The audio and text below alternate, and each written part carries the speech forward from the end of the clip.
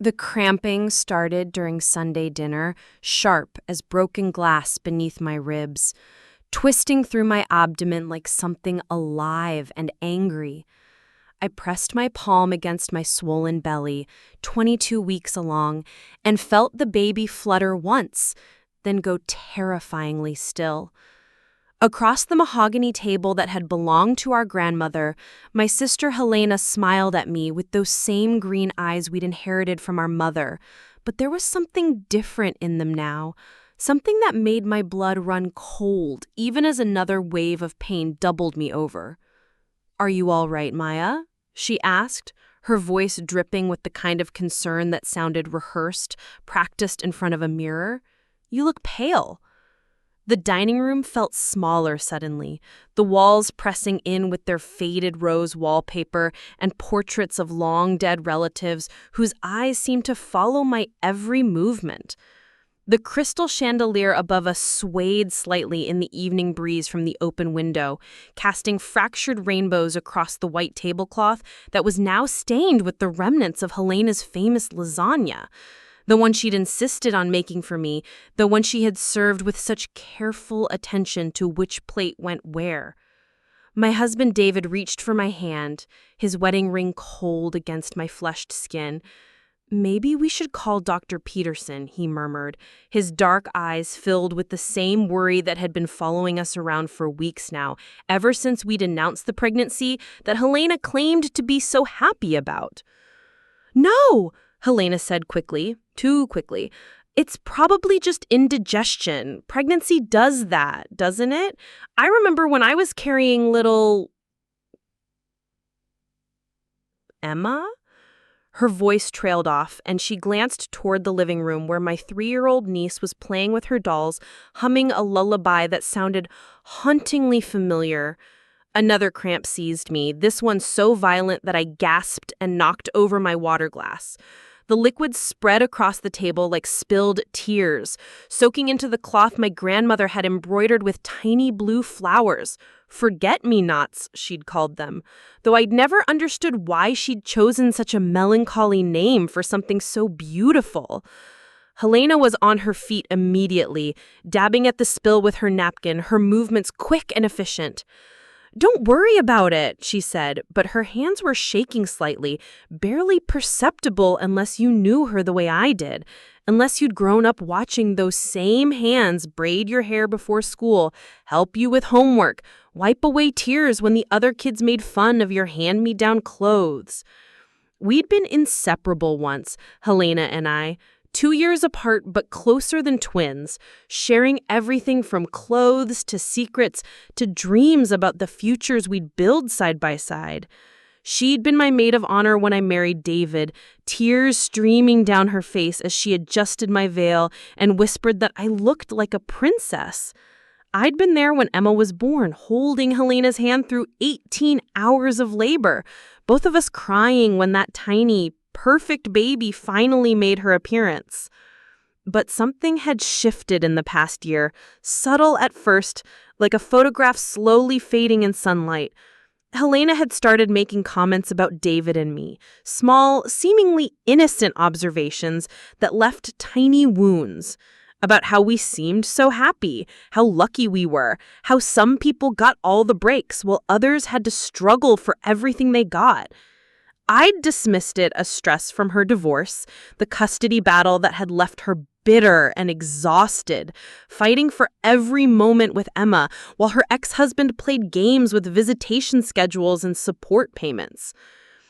The pain hit again, and this time I couldn't hide the cry that escaped my lips. David was beside me in an instant, his strong arms lifting me from the chair.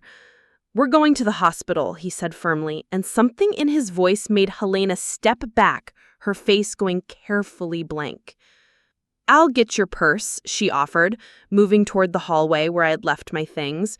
But David shook his head, his jaw tight in the way it got when he was trying not to lose his temper. "We've got it," he said, and I caught the look that passed between them, something sharp and electric, like the moment before lightning strikes. As David helped me toward the door, I turned back to look at Helena. She was standing in the doorway of the dining room, silhouetted against the warm light, and for just a moment she looked like the sister I'd grown up with, vulnerable and scared and so very young despite being 29 years old. But then she smiled, and that strange expression was back in her eyes, something that might have been satisfaction, mixed with something else I couldn't quite name. "Call me when you know anything," she said, and her voice was steady now, controlled. "I'll pray everything's okay." The drive to St. Mary's Hospital passed in a blur of streetlights and David's voice on the phone with Dr. Peterson, explaining symptoms while I gripped the door handle and tried not to think about the way Helena had insisted I eat every bite of that lasagna, the way she'd watched me with those careful eyes, the way she'd seemed almost disappointed when I had initially said I wasn't very hungry.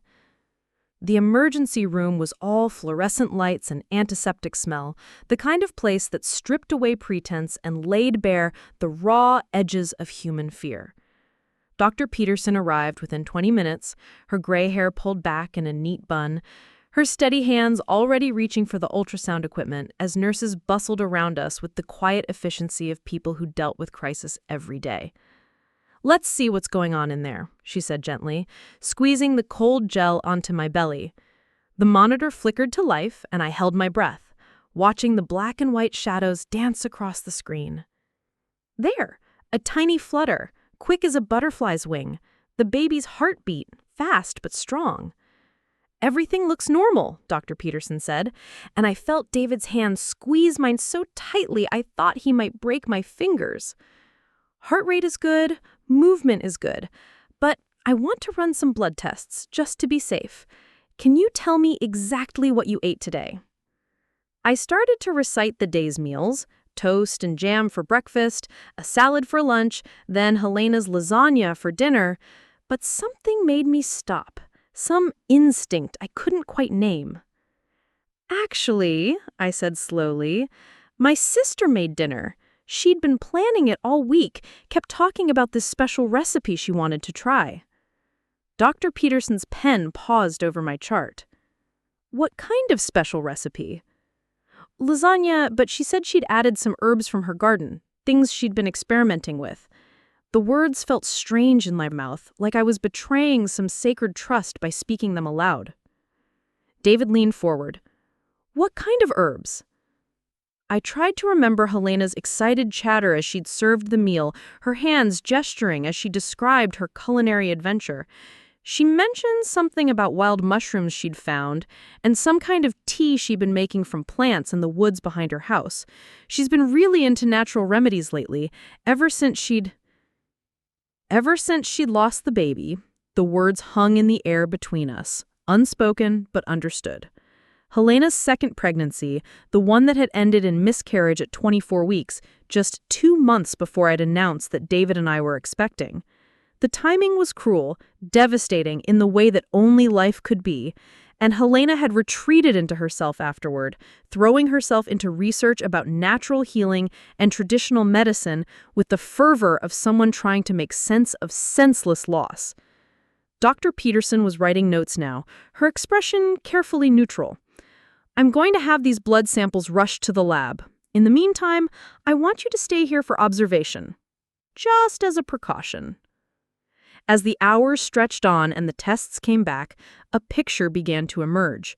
Traces of pennyroyal in my bloodstream, an herb known to cause uterine contractions and historically used to induce miscarriages. Not enough to kill, but enough to threaten. Enough to send a message written in the language of sisterly love turned poisonous. David paced the small room like a caged animal, his dress shoes clicking against the linoleum floor. "I knew something was wrong," he muttered. "The way she's been acting lately, the comments, the way she looks at you." But I was thinking about Emma. Sweet little Emma with her gap-toothed smile and her collection of stuffed animals. What would happen to her if Helena was capable of this? What kind of mother did things like this while her own child played innocently in the next room? The baby kicked then, strong and defiant, as if to say that life would not be so easily discouraged. I pressed my hand to my belly and whispered a promise that I would protect this child from whatever darkness had taken root in my family, whatever jealousy or pain had twisted my sister's love into something unrecognizable. Outside the hospital window, dawn was beginning to break over the city, painting the sky in shades of pink and gold. Somewhere across town, Helena was probably waking up in the house we'd grown up in, the house she'd inherited when our parents died in that car accident 3 years ago. She'd be making coffee in our mother's kitchen, maybe planning what to say when the hospital called with news about my condition. I wondered if she'd planned it carefully, researching exactly how much pennyroyal it would take to cause a miscarriage without killing me outright. I wondered if she'd practiced her concerned sister act, rehearsing the tears she'd cry and the comfort she'd offer when David and I came home empty-armed and broken-hearted. Most of all, I wondered how the sister who taught me to braid friendship bracelets and shared her Halloween candy with me had become someone capable of poisoning my food in an attempt to kill my unborn child. The answer to that question would have to wait. For now, all I could do was hold on to David's hand and count the baby's kicks and try not to think about the taste of Helena's lasagna, the slight bitterness I'd attributed to herbs, the way she'd smiled when I'd cleaned my plate, the satisfaction in her eyes that I'd mistaken for simple pride in her cooking. The week that followed felt like living inside a snow globe that someone kept shaking, everything familiar suddenly strange and distorted. I went through the motions of normal life, showering, eating breakfast, pretending to read the pregnancy book stacked on my nightstand, but my mind kept circling back to that Sunday dinner like a moth drawn to flame. David had taken the week off from his architectural firm, claiming he needed to be close to home, but I knew he was watching me for signs that I might shatter like spun glass. He'd hover near the kitchen when I made tea, reading ingredients on every package with the intensity of someone defusing a bomb. At night, he'd lie awake beside me, his breathing too controlled, too careful, pretending to sleep while actually standing guard against threats he couldn't name or fight. "We should call the police," he'd said on Tuesday morning, pacing our bedroom in his pajamas while I sat cross-legged on our bed, one hand resting on my belly where the baby had been unusually active, as if sensing the tension that filled our house like smoke. I should tell them what? That my sister might have put herbs in my food? That I felt sick after dinner? I pulled my robe tighter around myself, suddenly cold despite the May sunshine streaming through our windows. "We don't have proof of anything, David. Dr. Peterson said the pennyroyal could have been accidental contamination." But even as I said the words, I didn't believe them. Helena was meticulous in everything she did, from the way she organized Emma's toys in perfect rows to how she researched every supplement she took, reading labels and checking interactions with the thoroughness of a pharmacist. If pennyroyal had ended up in my food, it was because she'd put it there. My phone buzzed constantly those first few days. Helena checking on me with the persistence of someone who either genuinely cared or was carefully monitoring the success of her plan. Her texts were pitch-perfect examples of sisterly concern. "How are you feeling today? Still having cramps?" And, "Do you need me to bring you anything? I could make more of that lasagna if it helps settle your stomach." And, "Emma keeps asking about Aunt Maya. She wants to come visit." That last one made my chest tight with something that might have been grief. Emma, with her wild curls and her habit of singing to herself while she colored, completely unaware that her mother might have tried to kill her cousin. I'd been there for her first steps, her first words, the night she had a fever of 104 and Helena had called me sobbing with terror. We'd driven to the emergency room together, Emma burning up in my arms while Helena clutched the steering wheel and whispered prayers under her breath. That Helena, the one who'd loved so fiercely, who'd protected her daughter with the ferocity of a lioness, seemed like a stranger now. Or maybe I was the stranger, finally seen clearly after years of loving blindly. I started paying attention to things I'd dismissed before, like the way Helena's eyes would narrow slightly whenever David put his arm around me, or how her smile would flicker when we talked about the nursery we were planning.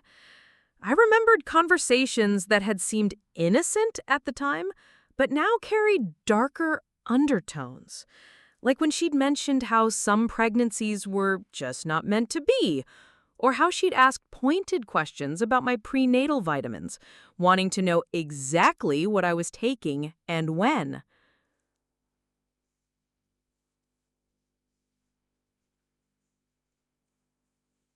I told him everything. The tea, the conversation, the moment when Helena's mask had slipped and I'd seen the truth underneath. David listened without interrupting, his face growing darker with each revelation. "We're calling the police," he said when I finished. "Tonight. This has gone far enough." But even as I nodded, I felt a crushing sadness settle over me like a blanket. Because reporting Helena meant acknowledging that the sister I'd loved my entire life was gone, replaced by someone who saw my happiness as a personal attack. It meant Emma would grow up knowing her mother had tried to hurt her cousin. It meant family dinners and shared holidays, and all the traditions we'd planned to pass down to our children were finished. Casualties of a jealousy that had grown like cancer until it consumed everything in its path. That night, I lay in bed with David's arm around me and felt the baby moving beneath my ribs. Strong, persistent kicks that seemed to say that life would find a way despite everything. I pressed my hand to my belly and whispered promises. That I would protect this child from the darkness that had claimed their aunt. That I would teach them about the sister Helena used to be, rather than the woman she'd become. That love didn't have to be poisoned by envy and loss. Outside our bedroom window, the night was full of familiar sounds. Crickets and distant traffic, and the rustle of leaves through leaves. But it all felt different now, like a song played in a minor key. Beautiful but tinged with a sadness that would never fully fade. The police interview took place in our living room on a Friday morning when the lilac bush outside our window was in full bloom, filling the air with a sweetness that seemed obscene given the circumstances. Detective Maria Santos was a compact woman with graying temples and the kind of steady gaze that suggested she'd seen enough human cruelty to fill several lifetimes. Her partner, Detective James Murphy, was younger, with nervous energy and a notebook he consulted constantly, as if the written word could somehow make sense of the senseless. "Tell me about your relationship with your sister," Detective Santos said, settling into our blue armchair with the practiced ease of someone who'd conducted hundreds of these conversations. David sat beside me on the couch, his hand resting on my knee like an anchor. I started with the easy parts, how close we'd been growing up, how Helena had been my maid of honor, how I'd coached her through labor when Emma was born. But as I talked, I began to notice patterns I'd dismissed at the time. Small moments of toxicity that had been so carefully woven into the fabric of our relationship that I'd mistaken them for normal sibling dynamics. She always had to be the center of attention, I found myself saying, surprised by the admission. When I got engaged, she announced her pregnancy at the same dinner. When I graduated nursing school, she chose that weekend to have her divorce papers served. I thought it was just a coincidence, but now... Detective Murphy looked up from his notes. "Now, you think it was deliberate?" "I think Helena has always struggled when good things happen to other people, especially me, but it got worse after her miscarriage." much worse. I told them about the comments that had grown more frequent and pointed, how I was so lucky to have a husband who actually wanted children, how some people got all the breaks while others had to struggle for everything. Helena had developed a talent for delivering these observations with just enough plausible deniability that calling her out would have made me seem paranoid and petty. And the herbs? Detective Santos prompted. You said she'd been experimenting with natural remedies. This was where the story became more disturbing. After losing the baby, Helena had thrown herself into researching traditional medicine with the fervor of someone seeking not just knowledge, but control over forces that had proven beyond her influence. She joined online forums dedicated to herbal healing, had started a garden full of plants most people would consider weeds, had filled our mother's kitchen with mason jars of dried leaves and roots that she would harvest under specific moon phases, according to instructions she'd found in century-old texts. She was always showing me articles about how doctors didn't know everything, how pharmaceutical companies were just trying to make money off sick people. She said nature provided everything we needed to heal ourselves if we just knew where to look. I told him everything. The tea, the conversation, the moment when Helena's mask had slipped and I'd seen the truth underneath. David listened without interrupting, his face growing darker with each revelation. "We're calling the police," he said when I finished. "Tonight. This has gone far enough." But even as I nodded, I felt a crushing sadness settle over me like a blanket. Because reporting Helena meant acknowledging that the sister I'd loved my entire life was gone, replaced by someone who saw my happiness as a personal attack. It meant Emma would grow up knowing her mother had tried to hurt her cousin. It meant family dinners and shared holidays, and all the traditions we'd planned to pass down to our children were finished. Casualties of a jealousy that had grown like cancer until it consumed everything in its path. That night, I lay in bed with David's arm around me and felt the baby moving beneath my ribs. Strong, persistent kicks that seemed to say that life would find a way despite everything. I pressed my hand to my belly and whispered promises. That I would protect this child from the darkness that had claimed their aunt, that I would teach them about the sister Helena used to be rather than the woman she'd become, that love didn't have to be poisoned by envy and loss. Outside our bedroom window, the night was full of familiar sounds, crickets and distant traffic and the rustle of leaves through leaves, but it all felt different now. Like a song played in a minor key, beautiful but tinged with a sadness that would never fully fade. The police interview took place in our living room on a Friday morning when the lilac bush outside our window was in full bloom, filling the air with a sweetness that seemed obscene given the circumstances. Detective Maria Santos was a compact woman with graying temples and the kind of steady gaze that suggested she'd seen enough human cruelty to fill several lifetimes. Her partner, Detective James Murphy, was younger, with nervous energy and a notebook he consulted constantly, as if the written word could somehow make sense of the senseless. "Tell me about your relationship with your sister," Detective Santos said, settling into our blue armchair with the practiced ease of someone who'd conducted hundreds of these conversations. David sat beside me on the couch, his hand resting on my knee like an anchor. I started with the easy parts, how close we'd been growing up, how Helena had been my maid of honor, how I'd coached her through labor when Emma was born. But as I talked, I began to notice patterns I'd dismissed at the time. Small moments of toxicity that had been so carefully woven into the fabric of our relationship that I'd mistaken them for normal sibling dynamics. She always had to be the center of attention, I found myself saying, surprised by the admission. When I got engaged, she announced her pregnancy at the same dinner. When I graduated nursing school, she chose that weekend to have her divorce papers served. I thought it was just a coincidence, but now...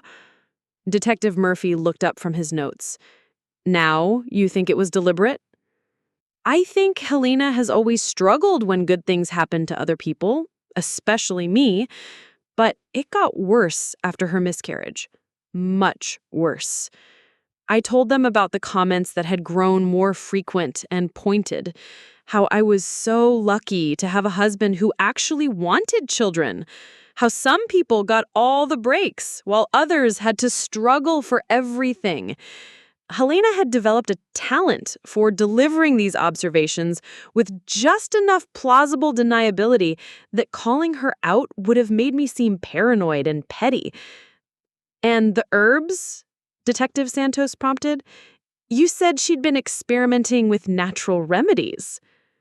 This was where the story became more disturbing. After losing the baby, Helena had thrown herself into researching traditional medicine with the fervor of someone seeking not just knowledge, but control over forces that had proven beyond her influence.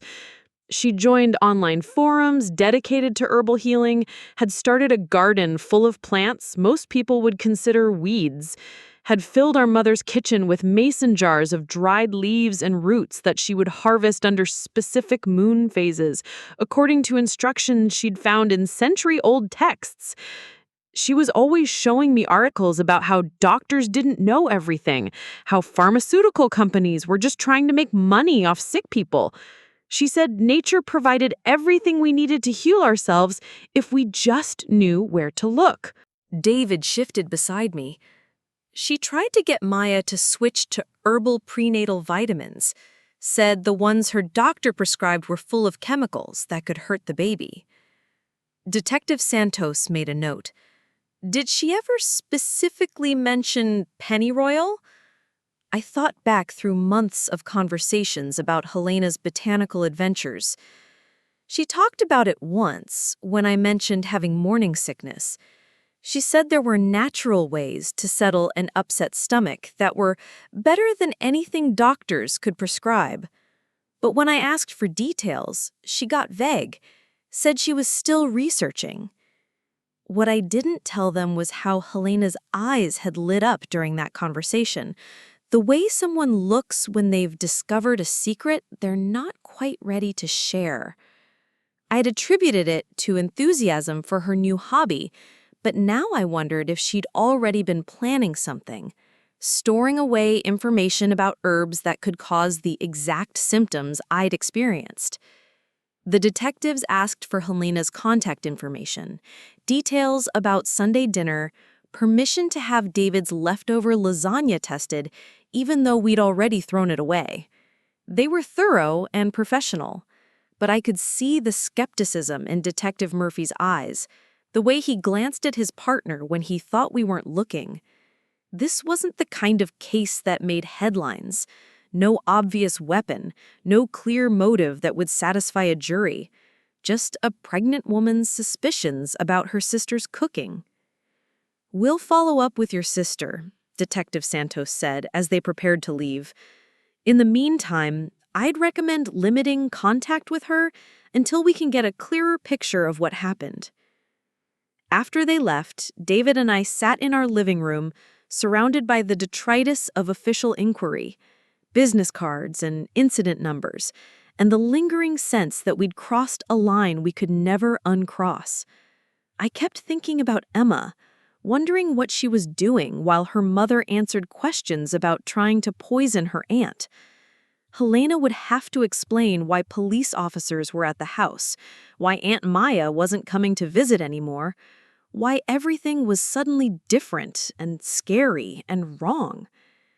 The first sign that Helena wasn't going to go quietly came that afternoon, when she called my phone 7 times in a row. I let them all go to voicemail, but curiosity finally got the better of me. Her voice was high and strained, barely recognizable as the sister who'd sung me lullabies when I was afraid of thunderstorms. Maya, what have you done? The police were here asking questions about dinner, about my garden, about things I said months ago. They acted like I was some kind of monster, like I could actually hurt you or the baby. Please call me back. Please. We need to talk about this before it gets any worse. The messages became increasingly desperate as the day wore on. Helena wasn't stupid. She knew that police involvement meant the situation had moved beyond family drama into something that could have real consequences. She'd built a careful life after her divorce, establishing herself as a freelance graphic designer who worked from home so she could be available for Emma. A criminal investigation, regardless of outcome, could destroy the reputation she'd spent years building. That evening, she showed up at our house. I was in the kitchen preparing dinner when I heard Emma's voice calling me from the front yard. Through the window, I could see her running up our walkway, Helena trailing behind with the look of someone who'd been crying for hours. David intercepted them at the door, his body language making it clear that they weren't welcome. "We just want to talk," Helena said, her voice carrying through the screen. "Please, David, she's my sister." "Your sister, who you tried to poison," David replied coldly. "I think you've done enough talking."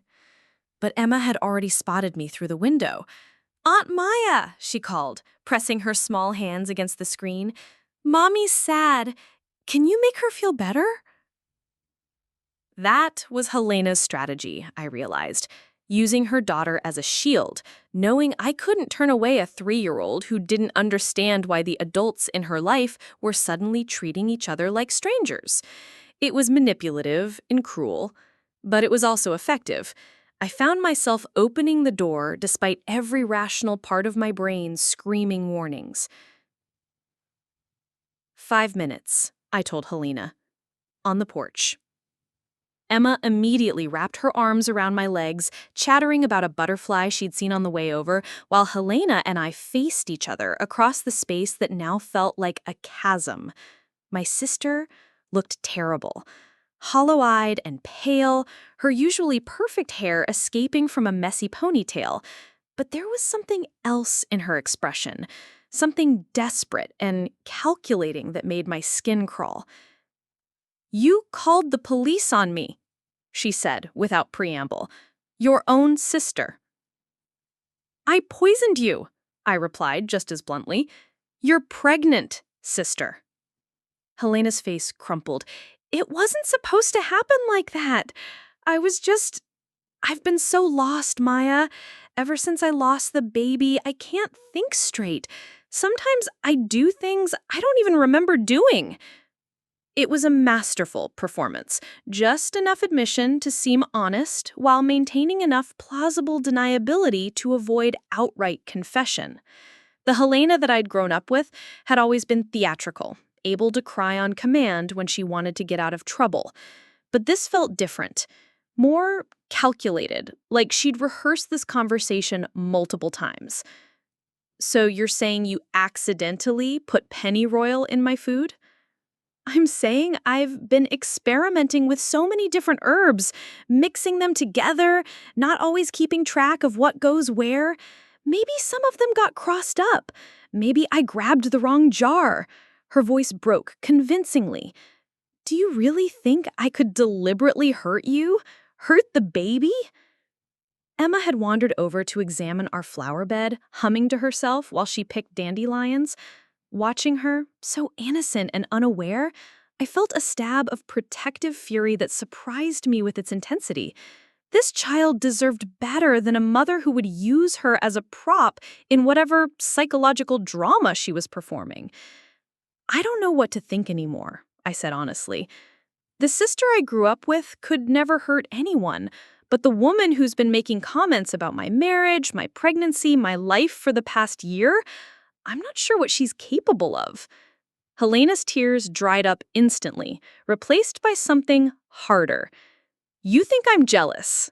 Is that it? Poor, sad Helena, bitter about her divorce, her dead baby, her sister's perfect life. Aren't you? The question hung in the air between us like a blade. Helena looked at me for a long moment, and I saw her making a choice, deciding whether to continue the performance or drop the mask entirely. When she spoke again, her voice was steady and cold. You have no idea what it's like to lose everything while everyone around you just keeps winning. To watch your marriage fall apart while yours gets stronger. To hold your dead baby in your arms while yours kicks healthy inside you. She took a step closer and I instinctively moved back. So yes, Maya, I'm jealous. I'm so fucking jealous, it's eating me alive. The admission should have been cathartic, but instead it felt like a door slamming shut on any hope of salvaging our relationship. David had appeared beside me without me noticing, ready to step between us if necessary. "Emma, come here," he called gently. "Let's go inside and find you a snack." But Emma was too fascinated by the dandelions to pay attention, and Helena made no move to collect her daughter. Instead, she kept talking, years of resentment pouring out like poison from a lanced wound. Do you know what it's like to plan your whole life around having a family, only to watch it disappear piece by piece? First, Tom leaves because he can't handle a woman who actually has needs. Then the baby dies because apparently my body is too broken to do the one thing it's supposed to do. And through it all, there's my little sister living the life I was supposed to have. Helena. No, let me finish. I've been holding this in for so long, pretending to be happy for you, pretending not to care that you got the husband and the house and the healthy pregnancy while I got the lawyers and the medical bills and the empty nursery. She was shaking now, her hands clenched into fists. So maybe I did put something in your food. Maybe I thought it would level the playing field a little, make you understand what loss feels like. The casual way she said it, like she was discussing the weather rather than attempted murder, made my blood run cold. This wasn't grief talking anymore. This was something much darker, a kind of moral emptiness that could justify anything in the name of fairness. "You tried to kill my baby," I whispered. "I tried to give you perspective," Helena shot back. "But don't worry, I wasn't going to let you suffer alone. I would have been there for you, helped you through it, been the perfect supportive sister, just like you were for me, right?" The twisted logic of it left me speechless. In Helena's mind, causing my miscarriage would have been an act of sisterly love, a way to ensure we could grieve together and rebuild our relationship on equal ground. She'd apparently convinced herself that losing my baby would make me more compassionate, more understanding of her pain. Emma finally wandered back over, tugging on Helena's jacket. "Mommy, I'm hungry. Can we go home now?" Helena's face immediately transformed, the mask of loving motherhood sliding back into place with practiced ease. "Of course, sweetheart. Say goodbye to Aunt Maya." As Emma hugged my legs, I looked down at her trusting face and felt something break inside my chest. This child was going to grow up with Helena's poison in her veins, learning to see the world through eyes clouded by resentment and entitlement. "Goodbye, Emma," I whispered, kissing the top of her curly head. "I love you." Helena scooped Emma up, settling her on her hip with the natural grace of someone who'd been doing it for 3 years. "We'll talk soon," she said to me, and there was something almost like a threat in her voice. This isn't over. After they left, David and I stood on our porch in silence, watching Helena's car disappear around the corner. The evening air was still sweet with lilac blossoms, but it felt poisoned now, contaminated by the conversation we'd just had. "She admitted it," David said finally. "She actually admitted she tried to hurt the baby. And then she justified it." I wrapped my arms around myself, suddenly cold, despite the warm evening. David, what kind of person thinks that way?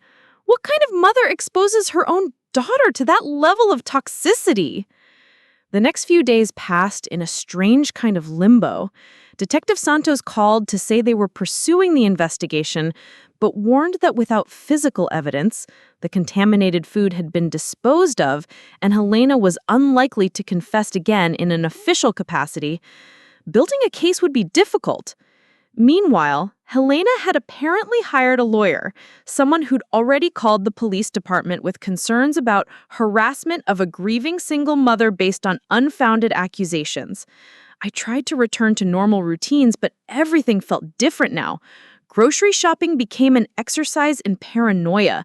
I found myself reading every label, checking expiration dates multiple times, avoiding anything that came from local farmers markets where Helena might have shopped. Cooking felt dangerous. Even herbs I'd used for years suddenly seemed suspect. The baby, oblivious to the drama surrounding their existence, continued to grow and move with increasing vigor. During my weekly appointment, Dr. Peterson assured me that everything looked perfect. Heart rate strong, measurements right on track, no lingering effects from the pennyroyal exposure. "Have you considered a restraining order?" she asked gently, washing her hands after the examination. "I know it's difficult when family is involved, but your primary responsibility is to protect yourself and the baby." I'd been thinking about it, but the idea felt like surrender, and acknowledgement that the sister I'd loved my entire life was truly gone. A restraining order would make it official. Helena would become a legal threat rather than family, someone to be feared rather than forgiven. That decision was made for me the following Tuesday, when Helena showed up at my workplace. I was finishing up my shift at the pediatric clinic where I'd worked as a nurse for the past 5 years, updating charts and preparing for the night staff, when I looked up to see Helena standing in the hallway outside the nurse's station. She was holding Emma's hand, both of them looking lost and out of place among the cheerful cartoon murals and the organized chaos of a busy medical facility. "Maya," Helena called when she saw me, "I need to talk to you."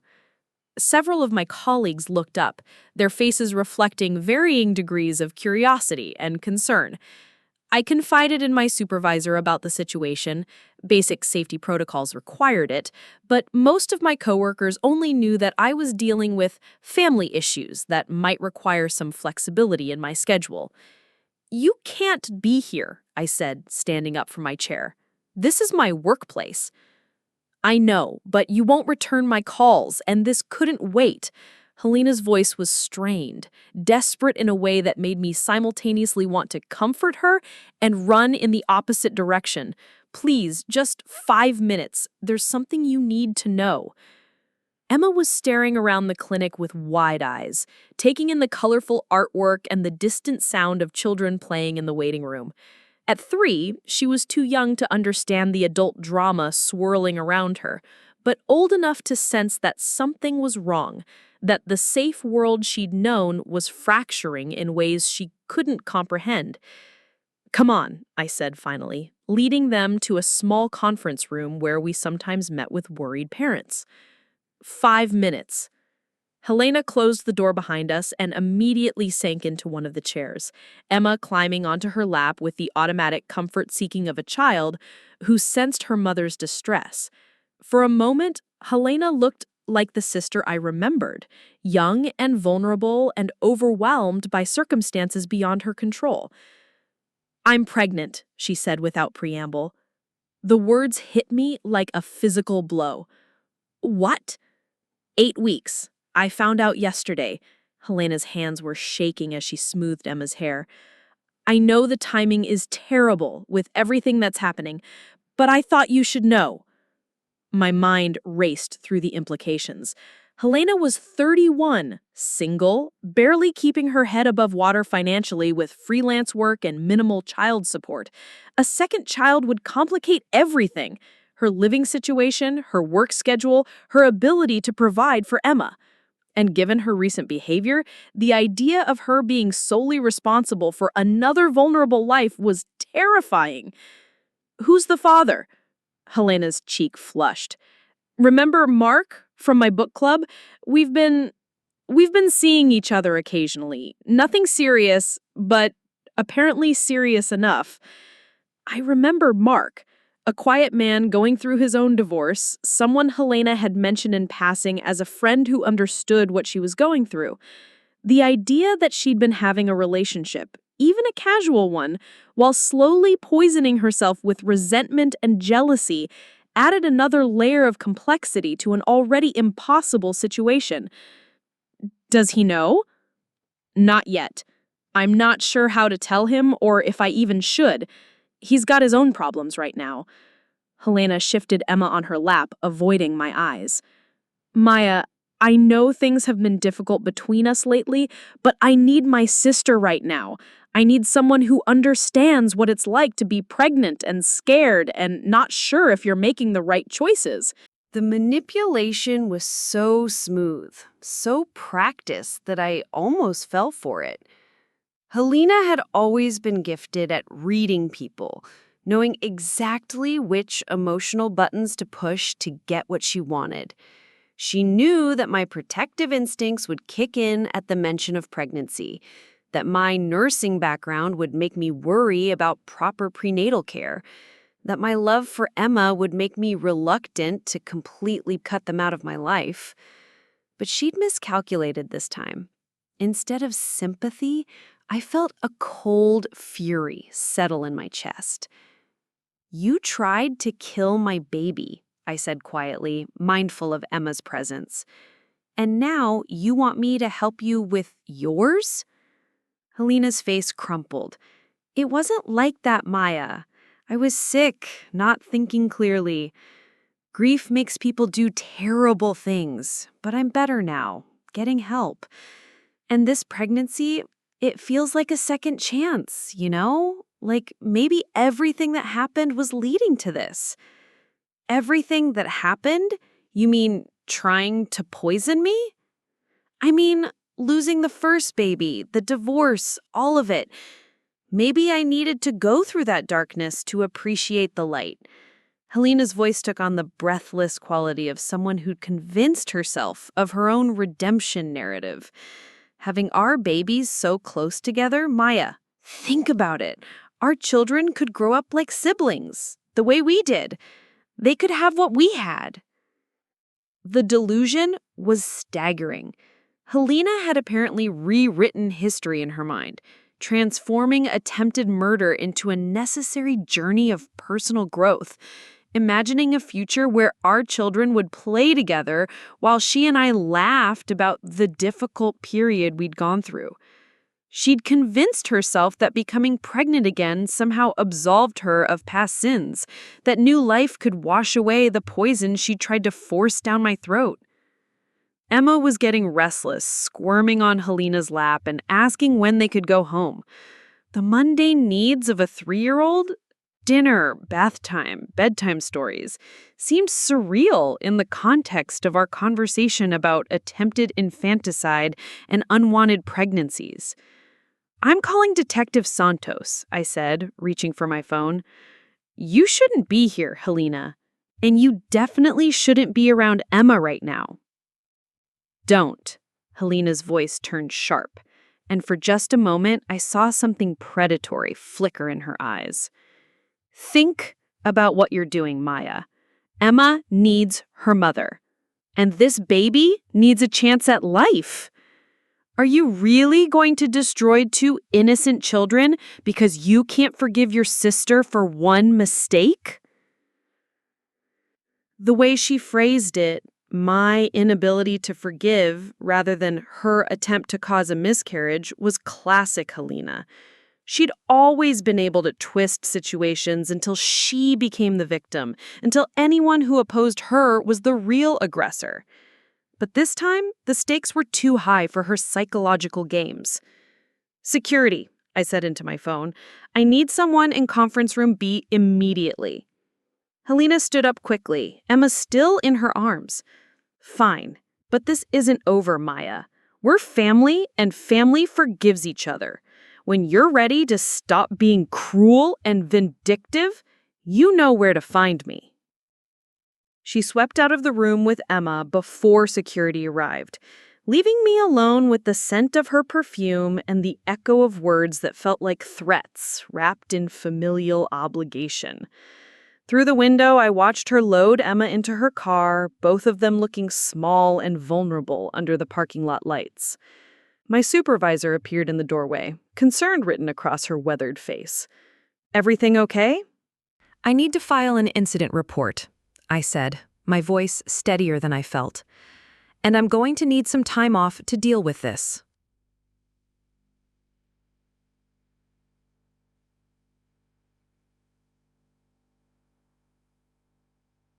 The restraining order was filed the next morning, a stack of legal papers that transformed years of sisterly love into bureaucratic language about credible threats and patterns of harassment.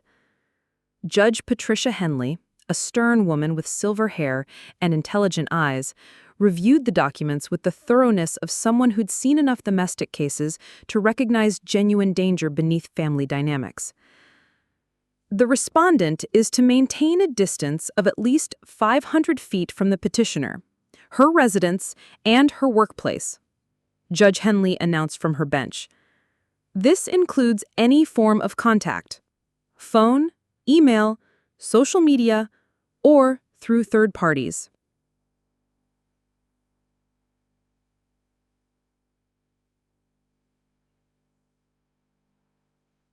Helena sat across the courtroom with her attorney, a polished man in his 50s, who'd been trying to paint me as an unstable pregnant woman prone to paranoid fantasies. But the hospital records were damning, Dr. Peterson's testimony was professional and convincing, and Helena's own admission, which David had recorded on his phone during our porch confrontation, spoke for itself.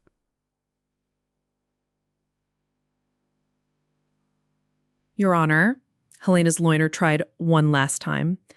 My client is also pregnant and under considerable stress. She made some unfortunate statements in the heat of the moment, but there's no evidence of actual intent to harm. Judge Henley looked at Helena directly. Miss Chen, do you understand the seriousness of these allegations?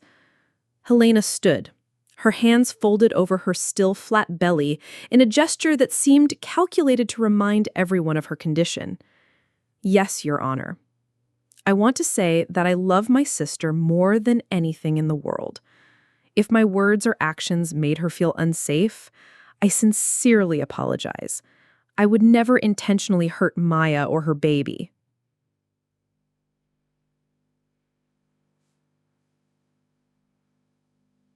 It was a masterclass in non-apology, acknowledging that I felt unsafe while denying responsibility for making me feel that way.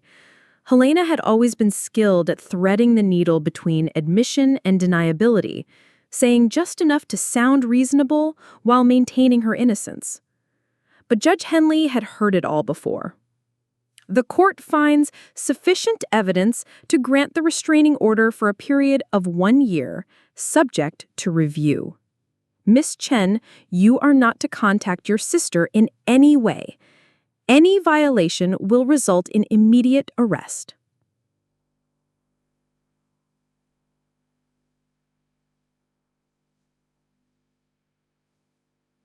As we left the courthouse, I felt a mixture of relief and profound sadness.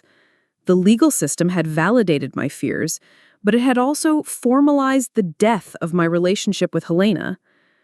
David squeezed my hand as we walked to our car, both of us aware that this was just the beginning of a long and complicated process.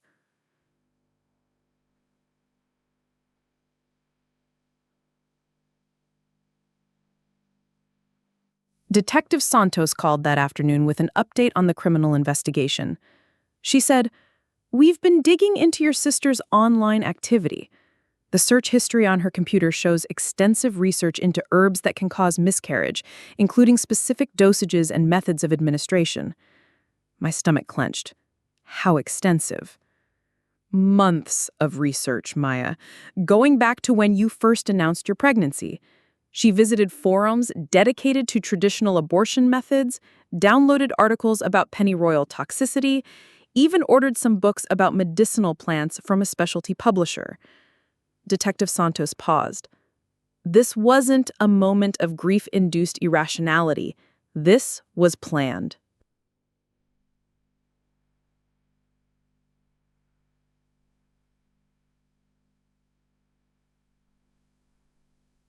The premeditation was somehow worse than the act itself. While I'd been sharing ultrasound photos and talking about nursery colors, Helena had been researching ways to kill my baby. She'd smiled and offered congratulations while secretly learning about herbs that could trigger contractions, had hugged me at family gatherings while planning my tragedy. Detective Santos continued, "There's something else. We found evidence that she'd been purchasing pennyroyal and other abortifacient herbs from multiple online sources, small quantities, paid for with cash cards to avoid leaving a paper trail. She knew exactly what she was doing."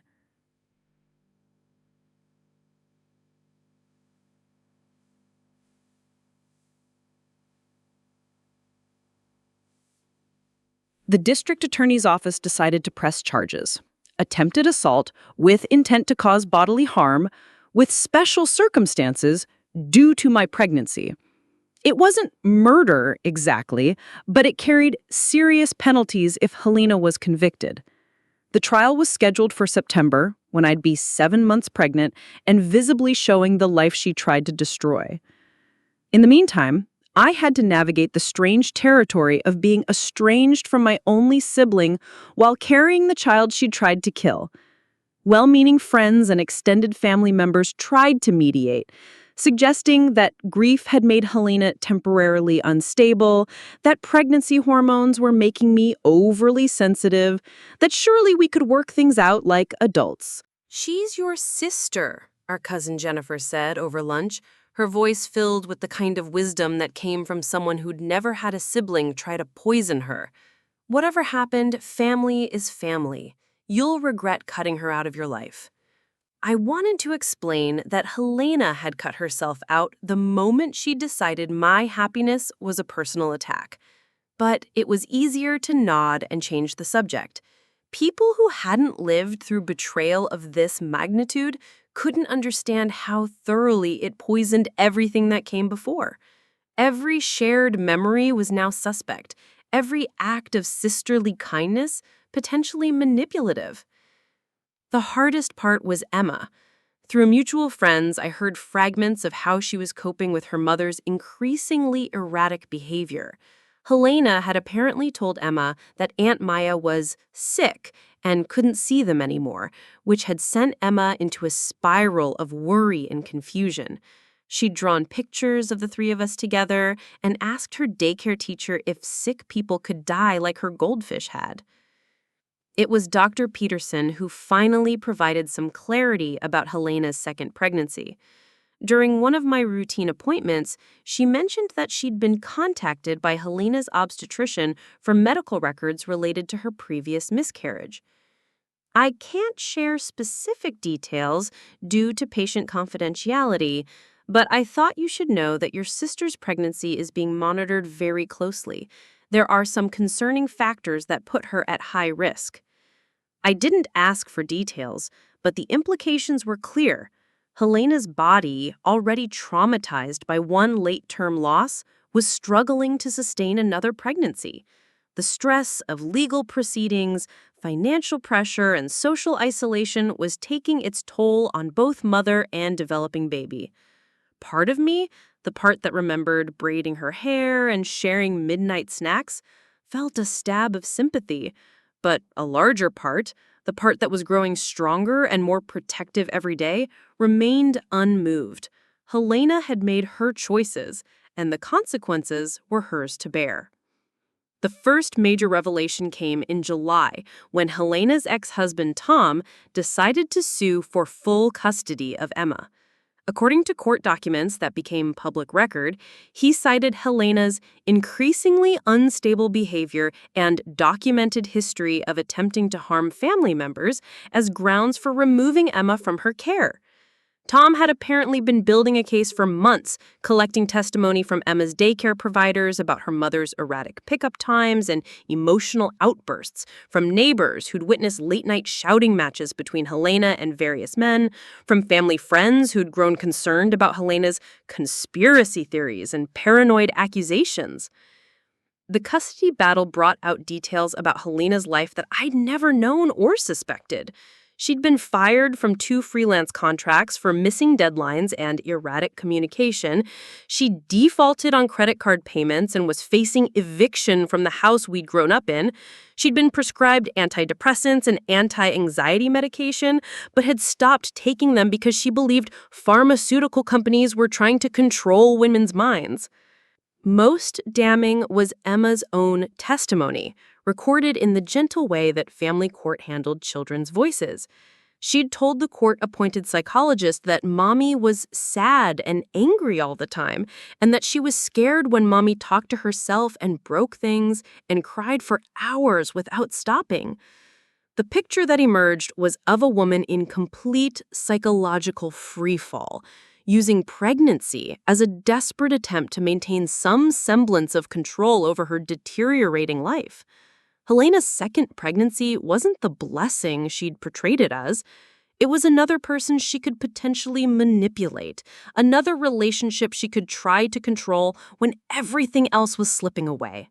David and I followed the custody proceedings from a distance, part of us hoping Tom would succeed in protecting Emma, part of us horrified by the public dismantling of the woman who'd once been the most important person in my life.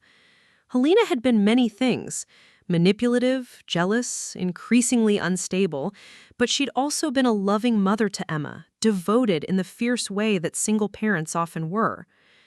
The breaking point came in August, when Helena violated the restraining order. I was in the baby's nursery, hanging curtains that featured friendly woodland animals, when I heard a car door slam in our driveway. Through the window, I saw Helena getting out of her car, her pregnancy now visible as a small bump beneath her flowing dress.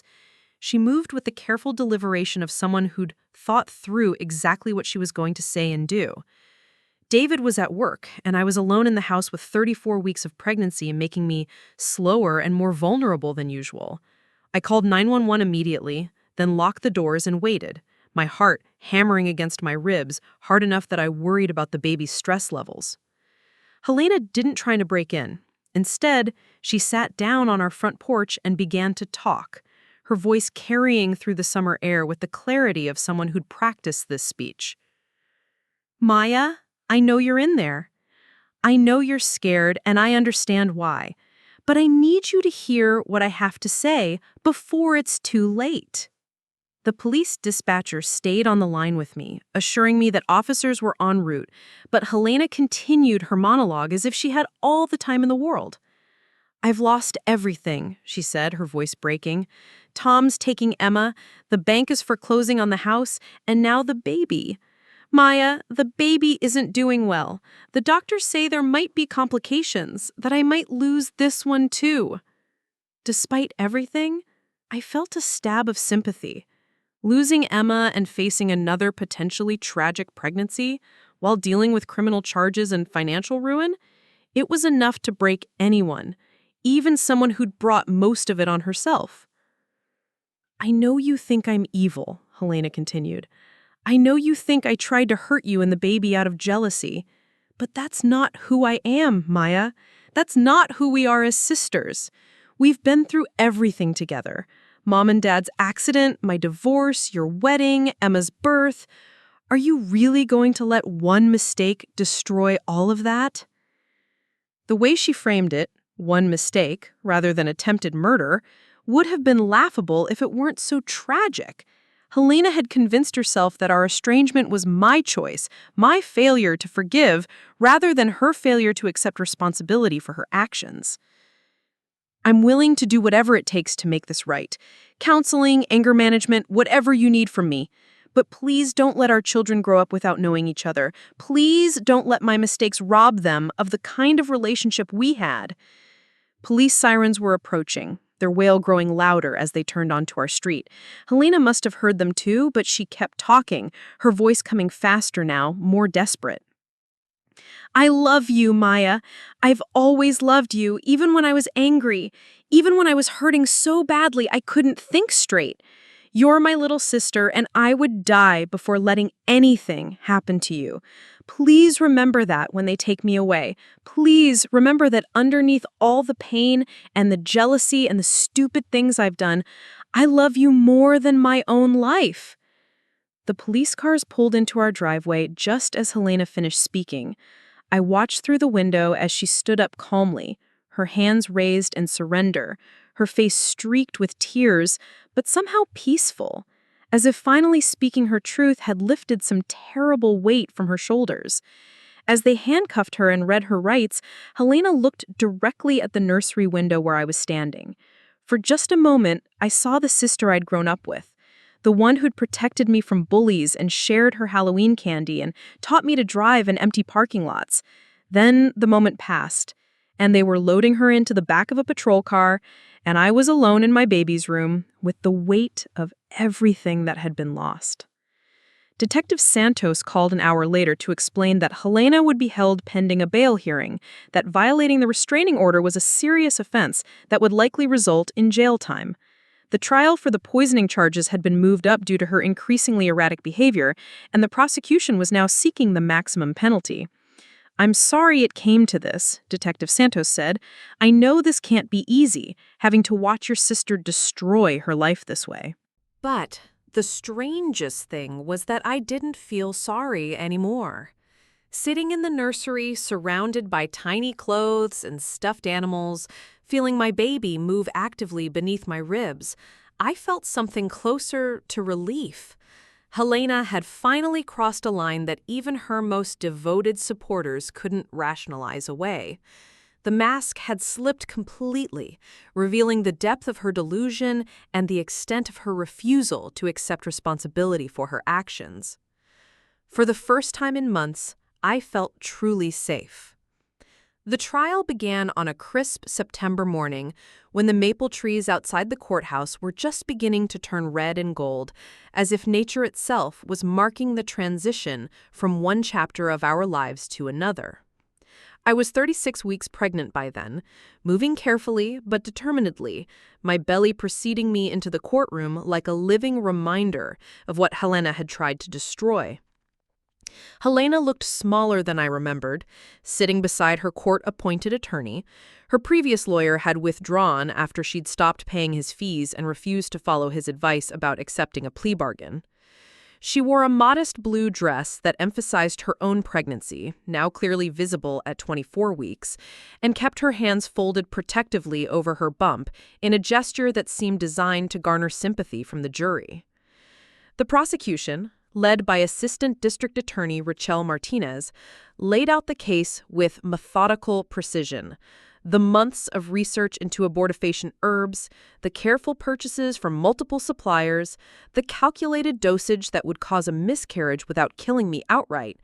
It painted a picture of someone who'd planned my tragedy with the same attention to detail she'd once applied to Emma's birthday parties.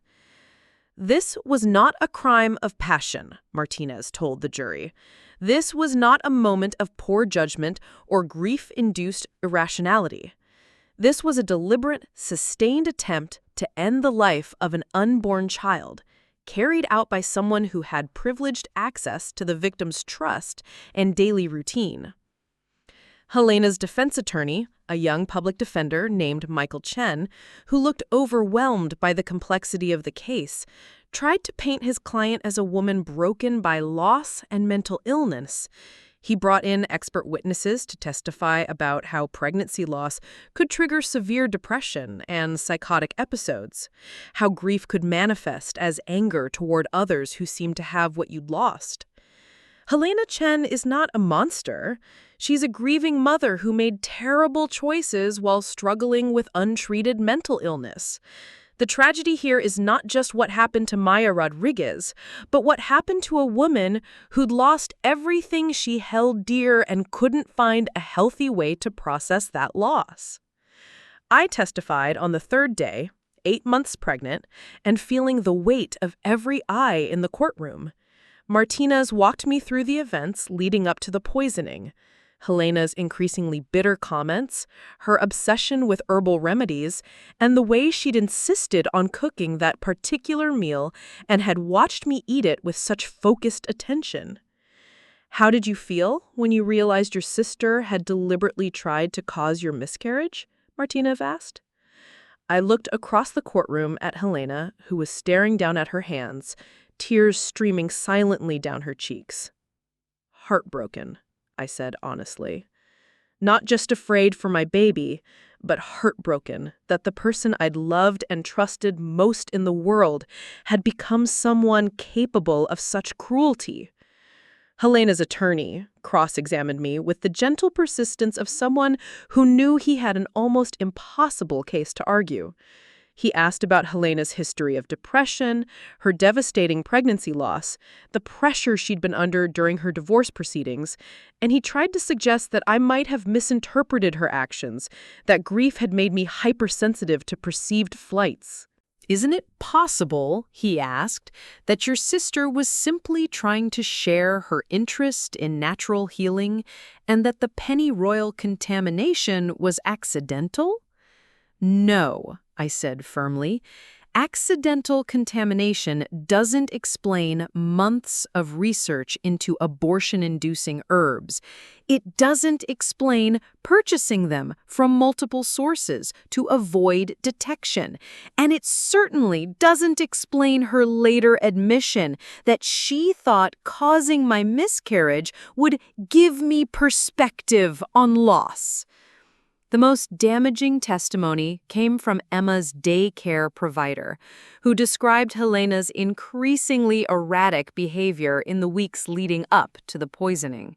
She'd shown up late for pickup multiple times, had ranted about the unfairness of life to anyone who would listen, and had once asked the teacher whether it was normal for people to have terrible thoughts about the people they loved most. She seemed to be struggling with some very dark feelings, the teacher testified. I was concerned enough to document our conversations and consider reporting them to Child Protective Services. Helena's ex-husband, Tom, took the stand to describe the woman he'd once loved and how she'd changed after their marriage ended. Helena always had a competitive streak, he said sadly. She needed to be the center of attention, to be doing better than everyone around her. But after our divorce, after she lost the baby, it became an obsession. She couldn't stand to see other people happy. When Helena finally testified in her own defense, I was struck by how much she'd changed in the months since our confrontation on the porch. She'd lost weight, despite her pregnancy. Her hair hung limp around her shoulders, and there was a fragility to her that hadn't been there before. But when she spoke, her voice was steady and clear. I loved my sister more than anyone in the world, except my daughter. When I lost my baby, when my marriage fell apart, Maya was the only person who could make me feel like everything might be okay eventually. But watching her have everything I'd lost, it broke something inside me. She admitted to researching herbal remedies, to purchasing pennyroyal, even to adding it to my food. But she maintained that she'd never intended to kill the baby, only to share the experience of loss so that we could grieve together and rebuild our relationship on equal ground.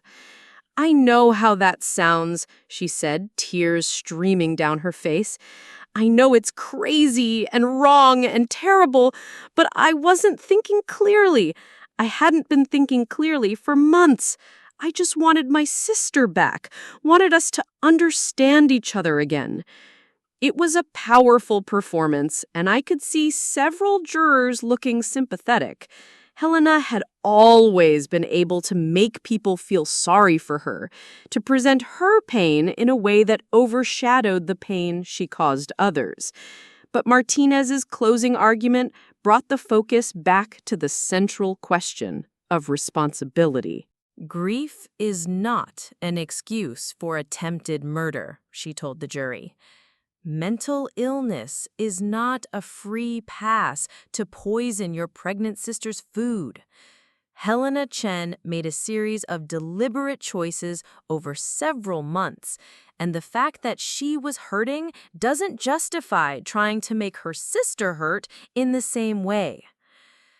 The jury deliberated for 2 days before returning with a guilty verdict on charges of assault with intent to cause bodily harm and reckless endangerment of an unborn child. Helena collapsed when the foreman read the verdict, her sobs echoing through the courtroom as the bailiff moved to take her into custody. Judge Henley sentenced Helena to 18 months in prison, with credit for time served and the possibility of early release for good behavior.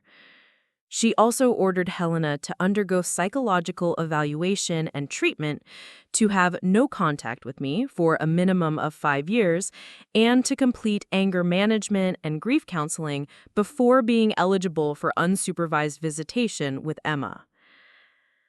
Miss Chen, Judge Henley said before pronouncing sentence, I believe you love your sister, and I believe you were struggling with genuine mental health issues. But love does not justify attempted harm, and pain does not excuse causing pain to others. I hope you'll use your time in prison to get the help you need and to understand the full impact of your actions. As they led Helena away, she turned to look at me one last time. She mouthed, "I'm sorry." And for just a moment, I saw the sister I'd grown up with, vulnerable and lost and desperate for forgiveness. But then the moment passed, and she was gone, and I was left in the courtroom with David's hand in mine and our baby moving restlessly beneath my ribs. The custody hearing for Emma took place a week later. Tom had documented Helena's deteriorating mental state with the thoroughness of someone who'd been genuinely worried about his daughter's safety. Helena's arrest and conviction had only strengthened his case, and the judge awarded him full custody, with Helena's visitation rights suspended until she completed her sentence and underwent psychological evaluation. I watched from the gallery as Emma, now 4 years old, and confused by the adult complications swirling around her, clung to her father's hand while the judge explained that she'd be living with Daddy full-time for a while. She kept asking when Mommy would come home, when they could play dolls together again, why everyone was so sad all the time. After the hearing, Tom approached me in the courthouse hallway. We'd only met a few times during Helena's marriage, but grief and concern for Emma had created a strange sort of kinship between us. I wanted to thank you, he said quietly, for reporting what happened, for following through with the charges. I know it couldn't have been easy prosecuting your own sister. Emma needed to be safe. That's all that mattered. He nodded, then hesitated. She asks about you sometimes, Emma. She doesn't understand why Aunt Maya can't visit anymore. I've been trying to explain without telling her the whole truth. The idea that Emma was missing me, wondering why I'd disappeared from her life, was almost unbearable. But I knew that any contact would be complicated by Helena's eventual release, by the legal restrictions that would govern our family for years to come. Maybe someday, when she's older, when she can understand what happened. I'd like that. Emma shouldn't have to lose her aunt along with everything else. My daughter was born 3 weeks later. On an October morning, when the world was painted in shades of amber and gold, Sophia Rose Rodriguez came into the world healthy and perfect, with David's dark eyes and my stubborn chin, and a cry that announced her intention to take up space in the world, despite everything that had threatened her existence. Holding her for the first time, feeling her tiny fingers wrap around mine with surprising strength, I was struck by the miraculous resilience of life.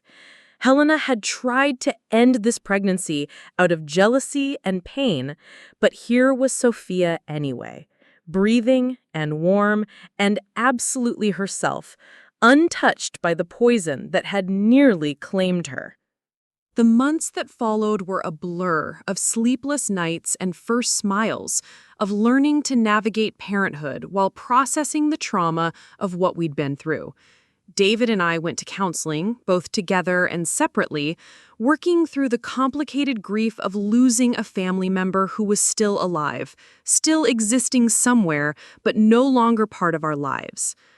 I returned to work when Sophia was 4 months old, grateful for the routine and purpose that nursing provided. My colleagues were supportive and understanding, but I could see the questions in their eyes. How did someone recover from betrayal this profound? How did you move forward when the person who'd hurt you most was someone you'd loved unconditionally? The answer, I learned, was slowly and with great intentionality. I had to grieve not just what Helena had done, but who she'd become, who she'd apparently always been underneath the sister I thought I'd known. I had to accept that some relationships were too poisoned to salvage, that sometimes love meant walking away rather than enabling destructive behavior. Helena wrote letters from prison, long, rambling epistles filled with apologies and explanations and promises to be better when she was released. I read the first few, hoping to find some acknowledgement of the full scope of what she'd done, some evidence that she understood the difference between explanation and excuse, but they all followed the same pattern. She was sorry for hurting me, but I needed to understand how much pain she'd been in, how mental illness had clouded her judgment, how much she needed her sister's forgiveness to heal. Eventually, I stopped reading them. Forgiveness was a luxury I couldn't afford while raising the child Helena had tried to kill. And her continued refusal to take full responsibility made any reconciliation impossible.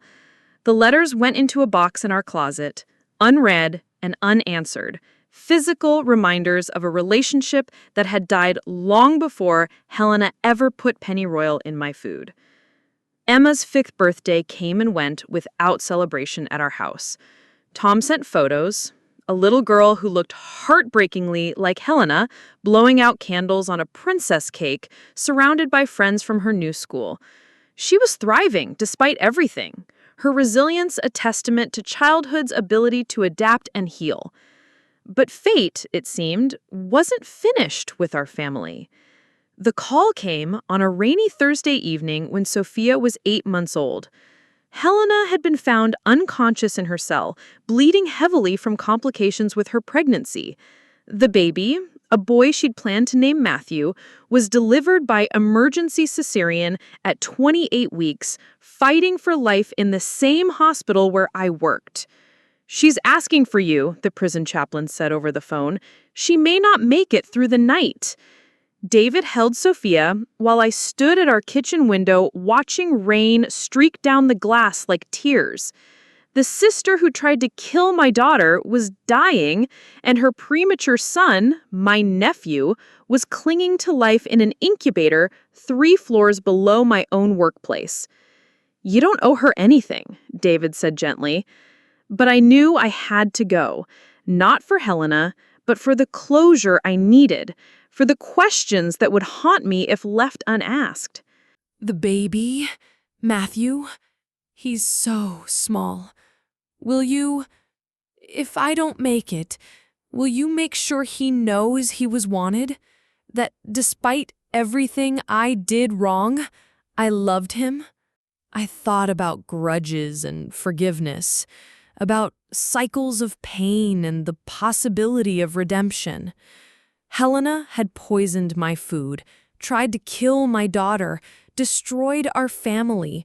But looking at her now, broken and dying and genuinely remorseful, I felt something shift in my chest. He'll know, I promised. Helena died 2 hours later. Matthew survived, spending 3 months in the NICU before Tom took custody of both his children. I visited sometimes, watching Emma read stories to her baby brother, their bond untouched by the darkness that had claimed their mother. Some might call it poetic justice, Helena losing her life shortly after trying to take mine. But standing at her graveside, holding Sophia close while Tom comforted a confused Emma, I felt only sadness for the sister she could have been, for the grandmother my daughter would never know. The poison was finally purged from our family tree, but the antidote wasn't revenge. It was choosing love over bitterness, protection over vengeance, and the fierce determination to break cycles of pain rather than perpetuate them. Helena's story ended in tragedy, but ours, mine, David's, Sophia's, continued toward light. What did you think of this intense family drama? Have you ever dealt with toxic family relationships or witnessed jealousy destroy sibling bonds? Share your thoughts in the comments below. I read every single one and love hearing your perspectives on these complex emotional situations. If stories like this resonate with you, consider subscribing to our channel for more real-life dramas, family conflicts, and stories of survival and redemption. Hit that notification bell so you never miss our latest uploads, and give this video a thumbs up if Maya's journey touched your heart. Remember, sometimes the most loving thing you can do is protect yourself and your children from those who would harm you, even when they share your blood. Family isn't just about genetics. It's about love, respect, and choosing each other every single day. Subscribe now for more powerful stories that explore the depths of human relationships. You won't want to miss what's coming next.